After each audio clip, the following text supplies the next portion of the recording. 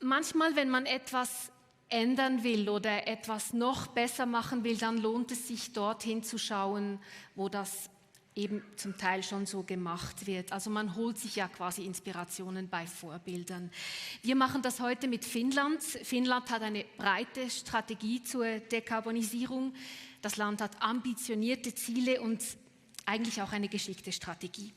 Der finnische Verkehrsminister Timo Harakka hat also gute Gründe, stolz zu sein auf das, was in seinem Land in dieser Hinsicht schon gemacht wird. Und Timo Harakka kann heute nicht live bei uns sein. Er hat allerdings eine Videobotschaft für uns alle bereitgestellt. Bitte.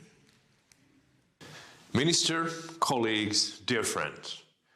I will start by quoting Business Finland, our government organization. Herr Minister, liebe Freunde, zunächst möchte ich Business Finland, unsere Regierungsorganisation für Innovation, Finanzierung und Handel zitieren. Man hört häufig, wenn es in Finnland funktioniert, funktioniert es überall.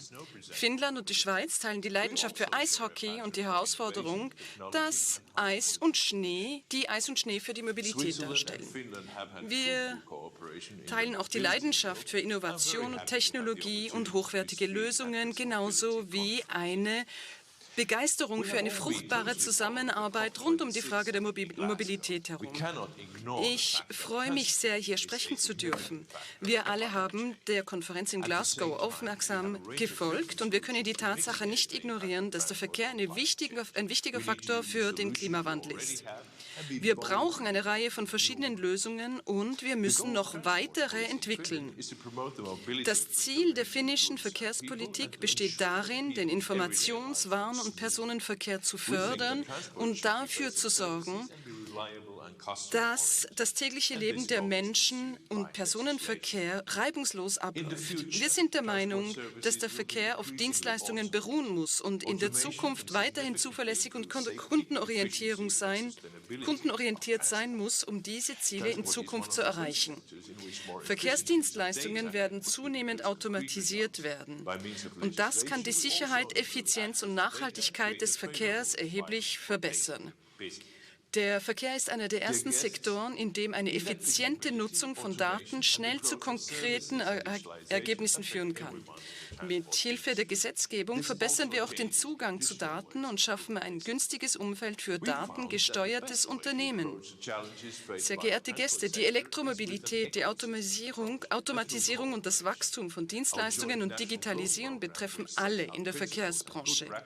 Dies verändert auch die traditionellen Geschäftspraktiken. Wir haben festgestellt, dass wir mit privaten und öffentlichen Akteuren zusammenarbeiten müssen, wenn wir in diese Richtung gehen wollen. Unsere Gemeinschaft hebt die Herausforderungen hervor und bringt gleichzeitig auch Antworten hervor. Wir arbeiten mit einem Netzwerk, mit einem Factory Network, das in der Stadt Tampa eingerichtet wurde. Die Gemeinschaft schafft Lösungen für die Herausforderungen und das durch diese Partnerschaft.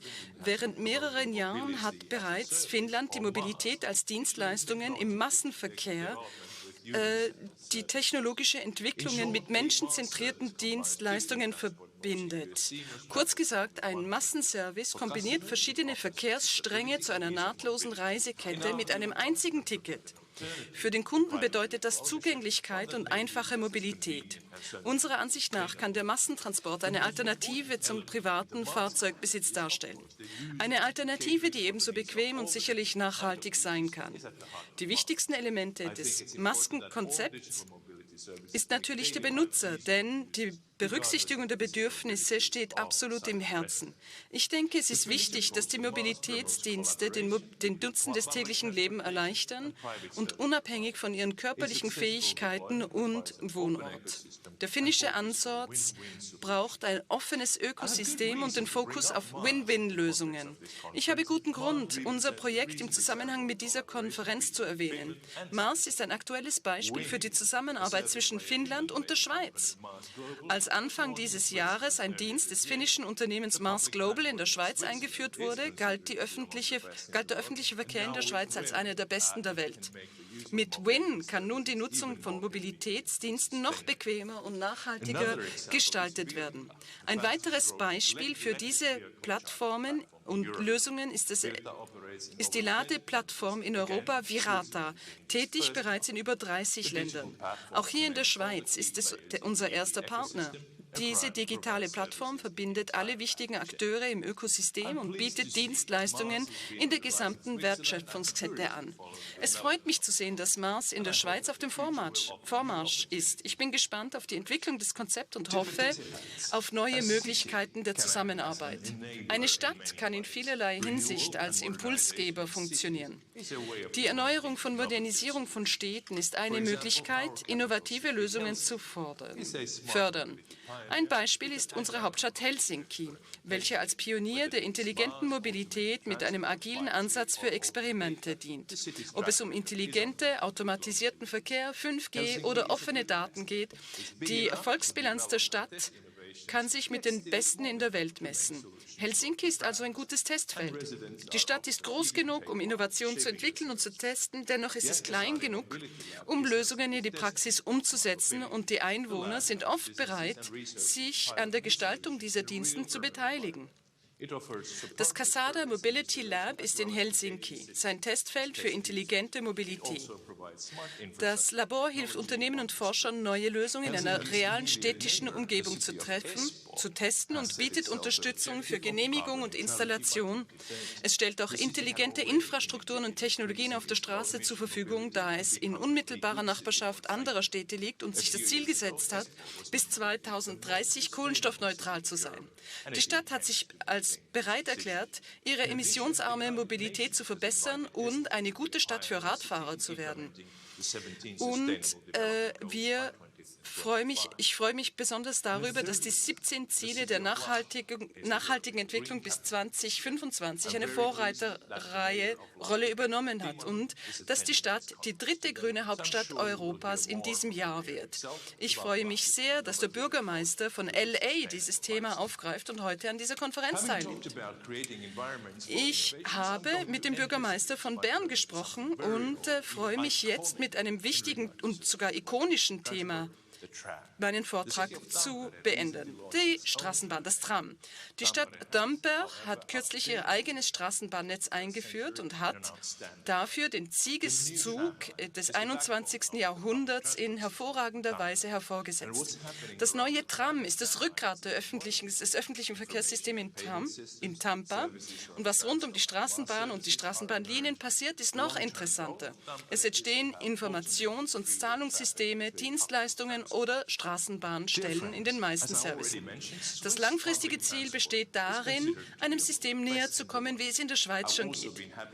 Liebe Freunde, wie ich bereits erwähnt habe, gilt der öffentliche Verkehr in der Schweiz als einer der besten der Welt. Und mit Freude habe ich auch von der innovativen Idee der Stadt Zürich erfahren, dass in dieser kalten Jahreszeit ein Fondue-Zug eingerichtet wurde. Das wäre mein Transportmittel der Wahl, auch wenn ich nicht unbedingt irgendwo hinfahren müsste.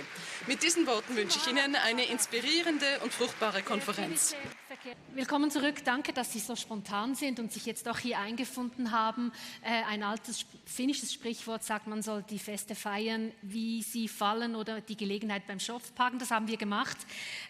Pekka Timonen ist nämlich jetzt da. Er hatte vorhin ein technisches Problem in Lahti und das hat auch dazu geführt, dass er seinen Laptop, wie wir das alle kennen, nicht mehr benutzen konnte. Jetzt kann er wieder sich zu uns zuschalten. Allerdings hat er jetzt seine Präsentation, die er eigentlich halten wollte, hatte keinen Zugriff. Aber wir freuen uns trotzdem, ihm zuzuhören. Ja, wenn etwas schief geht, dann richtig, oder? Aber ich begrüße ihn jetzt trotzdem. Pekka Timonen, welcome. Welcome from Lahti. Thank you, and I hope you can hear me now. We can hear you, yes. Excellent. So I hope you had a great coffee break, and I will bring you to the little bit of a picture of Lahti in Finland. Yes, please. The stage is yours. Okay, thank you. You can hear me now? Yes. Okay, good. So I hope you had a nice coffee break there, and I hope you can hear me now very well. So let's go for Lahti. Lahti is in southern Finland, 1 hour from our capital Helsinki. 120,000 people and 200,000 people as an urban region. So we are a very average European city. Most Europeans live in mid-sized cities, so between 100,000 and 300,000 people. This year, Lahti is the European Green Capital. A few words about what is the European Green Capital. Every year, European Commission selects one city in Europe to be the European Green Capital. It's based on 2 expert panels, and then they choose the winner. And we were chosen to be this year's 2021 Green Capital. It's based on a very large evaluation on your environmental programs and results. And so you have to be basically good in many things, not only one thing, but actually many things. And of course, climate change, both adaptation and mitigation are a big part of that picture. Lahti became a European Green Capital as a part of a change story. This is a city of change. You can see, I hope you can see the city behind me on my picture. We have been changing a lot and tried to make a positive change. This is an old industrial city, so we are a brownfield, or were a brownfield. Lahti had a lot of industries, and beginning of 90s, more or less that collapsed. We also had a very dirty lake, most polluted lake in Finland. And then late 1980s, people said that this is enough. We can't live like this. So in 1980s already, people decided that let's clean the lake. Today, after a big community work, businesses, universities, people, the city, everyone, the lake today is clean. We can eat the fish, we can swim, enjoy the lakeside. Instead of old factories, there is now a beautiful concert hall, etc. So people of Lahti already had a very concrete example of how investing and doing environmental programs makes the city better, not only in theory, but in practice. Since that, we haven't looked back. We have adapted, we have decided, adapted, and then implemented very many long-term and ambitious environmental programs and environmental targets, and still doing that. Our big next target already is in sight.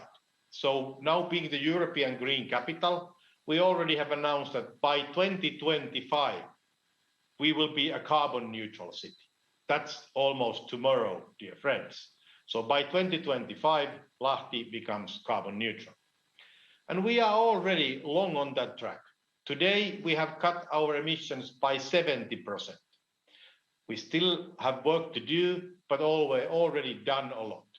So we have had a very significant cut in our CO2 emissions, and I will explain briefly about what we have done and what we will do. We also have done other environmental with very ambitious goals and been able to have great results. 99% of our municipal waste today is either recycled or reused. So we don't need a landfill anymore. We said goodbye to landfills a few years ago. And also, we are very ambitious to continue this positive change in our city, moving from that old industrial brown city into this modern international green city, a carbon neutral city, a better city in many different ways. Few words what we have done. One is, of course, changing our energy system. We said we used to have a coal power plant, giving district heating for the city and also other source of energy. We said goodbye to that, so we closed our coal-powered power plant a few years ago, and now we have a emission-free energy in our district heating based on different solutions and also based on bioenergy. But basically, our district heating system today is emission-free. We can also utilize a lot of green electricity. The city is a big owner of wind power, etc., other things. So changing the energy system, making the energy shift, big part of our change. Secondly, we are working a lot. Energy is always a big thing. That's what I have to remind you. When you work, with carbon neutrality, energy is the big thing always. Second big thing is traffic, and we are still working on that. So we are trying to utilize and speeding up the change to the electric mobility. And this summer, a big part of our bus lines were turned into electric buses.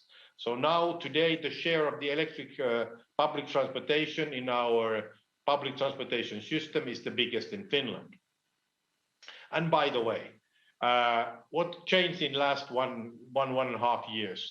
Now providing public transportation based on electric buses is cheaper than providing public transportation with old diesel buses. So the markets are already changing, and the system is changing. So traffic, we still have to work with that. We also have tried, as a first city in the world, personal carbon trade. By using your mobile phone that follows how you move around, it detects your carbon footprint, and then if you change your habits, change your car to bus or a bicycle, it gives you benefits. We have been receiving bus tickets, theater tickets, movie tickets, and if you ask the locals, they would like to have a pint of beer too. We are still working on that. But that test, we had a test time of that last year, and we are now figuring out how to continue with the personal carbon trade. Some of the examples how we work with this. And then, of course, building and infrastructure. We are also have to remember that building and infrastructure is a big source of CO2 emissions and the whole lifespan of buildings. So having these two things in mind, building and electric traffic, we have also we have built a cluster for electric traffic for the business and science. Our local university, LUT, is now having a research group and professor on electric traffic, but also over 30 businesses have joined them. We have also started now a development center for carbon neutral building, trying to figure it out how to do it. And not only one building, but the whole infrastructure of a city and the lifespan of buildings. And then also people's acceptance and involvement is very important. If you don't have people with you, it's very difficult to change. And in Lahti, we think that we have to, and we have been quite successful in normalizing environmental actions and climate actions, saying this is a normal way how the city develops. There's nothing special or particular in this. This is what all cities have to do. We have only tried to move forward a bit fast. So normalizing all these activities and actions have been a big thing. And we have had very creative ways of also how to communicate with public. Lahti is a home for the world's first carbon neutral symphony orchestra. Lahti Symphony is a great orchestra. We are also home for world's first carbon neutral professional ice hockey team. Lahti Pelicans, playing in the Finnish Premier League, is also now very, very seriously targeting to be a carbon neutral team as soon as possible. So when a mayor says something, it's me. People might listen, but I have no illusions that people will buy everything what a mayor says. But when the most adorable sports hero of your city says, we are working for carbon neutrality and beyond, and this is what we do, and we think it's fun, and we have to do it. So it's much more powerful than experts or even politicians or mayors talking. So communicating, inclusive approach, taking everybody with you, that's very important. And then what has happened in the last one or 2 years? We became, already a few years ago, this title was given that in 2021, you will be the European Green Capital. But since that, what has changed is the business community and the approach of the business environment. And of course, the global approach to climate change is also changing now very rapidly. European Union Green Deal, Glasgow meeting, US government, Biden government, Chinese government, even Russian government has made changes and say greener economy is needed. Big financiers, if you look what the big finance is doing right now, they're pushing forward very heavily, and even central banks towards the green economy, a green transition. So we feel now that becoming carbon neutral by 2025, it's not only possible, we are on that way based on the latest calculation on May, we are on that track now. But that's not alone important. It's also great for a business environment in the city and the region. So it gives you a competitive advantage providing this carbon neutral environment. So all the businesses and services produced and provided here in Lahti have basically a lower carbon footprint. It's basically given having this environment and using the possibilities of this region. And this is what I believe in strongly. This will be a competitive advantage and let's say within a few years, even a necessity for a good and active and dynamic business environment. Being a carbon neutral, having ambitious but still realistic goals in how you move forward as a sustainable city. So all in all, sustainable city, it's possible. It looks a normal city like us. We are not the fanciest, not the richest, not the most educated city in Europe, not in Finland either. But still, we have been able to push forward the idea of a very bold and environmental city, and now the European Green Capital. So it's possible for us. It's possible for all cities in Europe, at least. And the idea is that the sustainable city looks like a normal city. You have to dig deeper, changing energy system, changing the way how you move around and traffic, understanding the impact of buildings and infrastructure, and then also having the business community as one of the drivers of your change is very important, and it's becoming stronger and stronger every day. But in the end of the day, sustainable city is not enough that you have good facts and figures and say, this is what the numbers show. It's very important that it's a better city. It must be a better city, and also the local residents and businesses, community, everyone must feel and understand that we are not only making a sustainable city, but we are making a better city for everyone.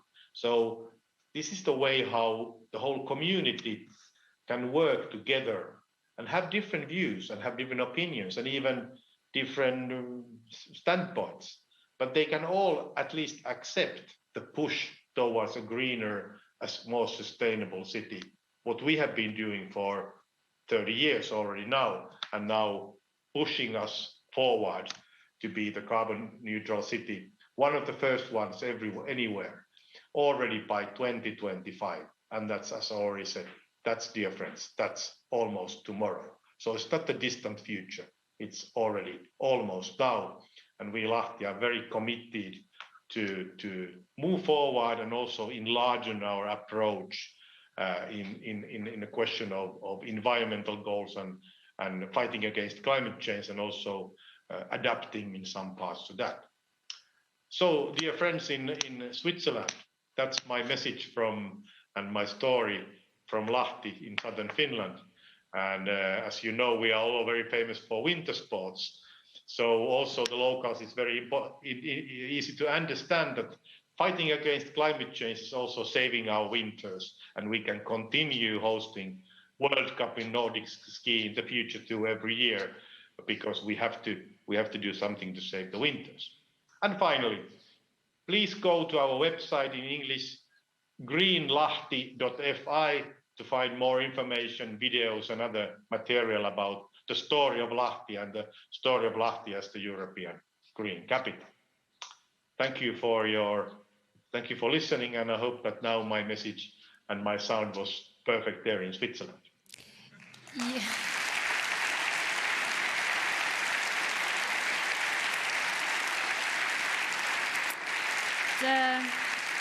The sound was perfect.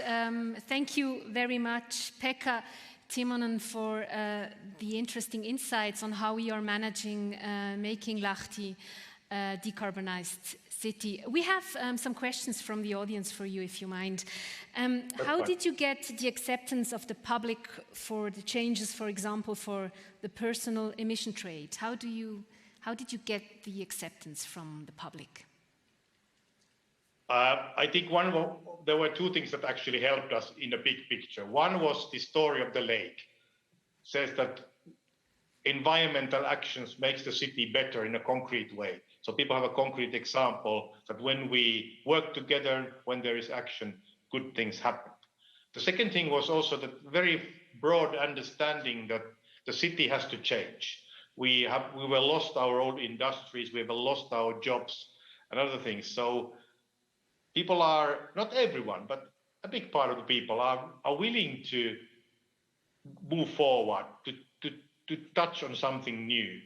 And of course, this personal carbon trade using your mobile phone was also kind of a game. We made kind of a game-like application, so it was that people feel good about basically playing with their emissions. But of course, now we have to evaluate and move forward and figure it out. What's the next step? How we involve everyone with this? But basically, the key is that this is normal. This is what all cities do. This is what this is the way how our citizens in our city do. Not making us something special. And for example, we don't have a special kind of environmental strategy.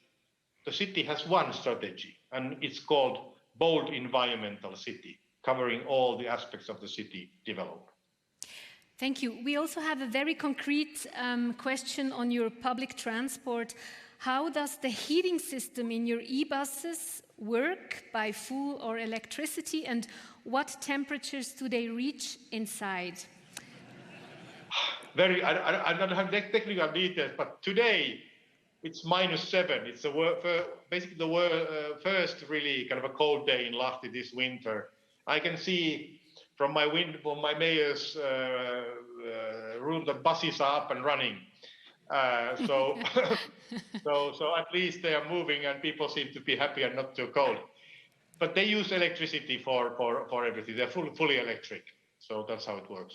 And are the buses charged by night, or do you use opportunity charging? That's a good question. They are charged by the night, but they also have some possibilities to charge them during the day too. But you don't have to do today.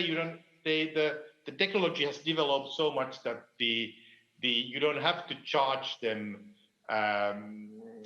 all the time. So they have the bus companies. We have the system that we give all the bus lines, and we give the operators to compete. So they make a tender on each bus line. So technology is their piece of cake. We only say that we prefer electric buses, but you can also give other prices. But as I said, electric buses are now for the operators the best option. Also business-like, and for us, the economy, how much we have to pay for running the public transportation system.